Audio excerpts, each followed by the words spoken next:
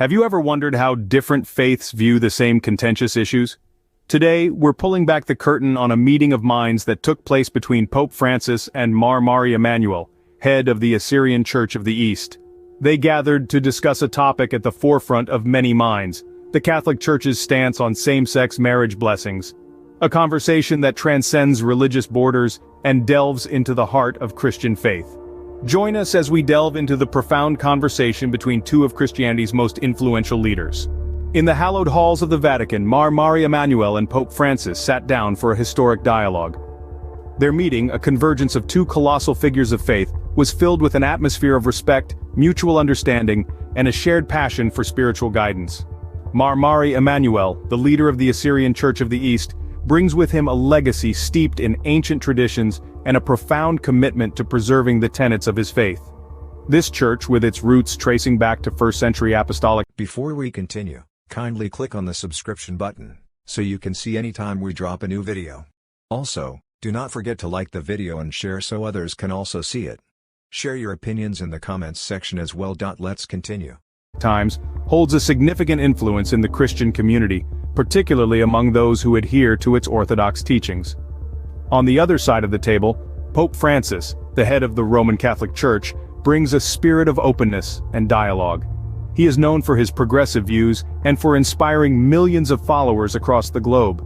His leadership has been marked by a desire to build bridges and foster understanding among different faiths and communities. Underneath the vaulted ceilings of the Vatican, these two leaders engaged in a dialogue that covered a myriad of topics, from the challenges facing the Christian community to the role of faith in contemporary society. Their discussion was characterized by a mutual respect for their shared Christian heritage and a commitment to their respective congregations. Out of all the topics discussed, one conversation stood out, the one concerning the blessing of same-sex marriages. In the face of the Pope's openness to bless same-sex marriages, Mar Mari Emmanuel held a different view. Mar Mari Emmanuel, a respected figure in the Assyrian Church of the East, approached the topic with a perspective deeply rooted in his understanding of the Bible and the teachings of his church.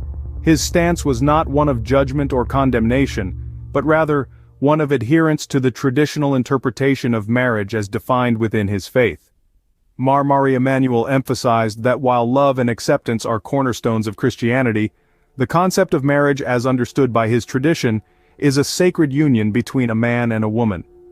Though the world around him was evolving, Mar Mari Emmanuel's stance remained steadfast.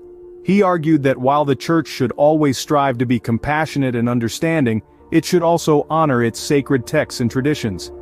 His viewpoint highlighted the tension between maintaining religious traditions and adapting to societal changes. His respectful disagreement with the Pope underscored the diversity of perspectives within Christianity itself. Mar Mari Emmanuel's stance was not just about defining marriage, but about the broader question of how religious institutions should navigate the delicate balance between tradition and modernity.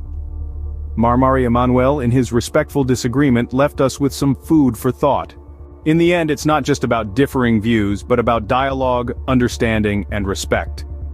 In the vast expanse of faiths and beliefs, the conversation between Mar Mari Emmanuel and the Pope stands as a beacon, casting light on the importance of dialogue and understanding. Their exchange, though centered around a singular issue, echoes with implications that ripple across the wider Christian community. It's not just about what was said, but also about the space that was created for such a conversation to occur. A space where leaders of faith could express their views, not as opposing forces, but as fellow seekers of truth, wisdom, and divine guidance. The dialogue between Mar Mari Emmanuel and the Pope serves as a reminder that even amidst differing beliefs, there exists a common ground, a ground where respect and understanding can flourish, where dialogue can thrive, and where unity can be found. In the face of disagreement, they chose not to turn away, but to engage. They chose not to negate, but to validate the other's perspective. They chose not to divide, but to unite. In this, they exemplify the essence of Christian love and fellowship, demonstrating that faith is not just about holding steadfast to one's beliefs, but also about embracing the beliefs of others with respect and understanding. In the intersection of faiths and beliefs, we find not just disagreement but also the possibility for understanding and unity.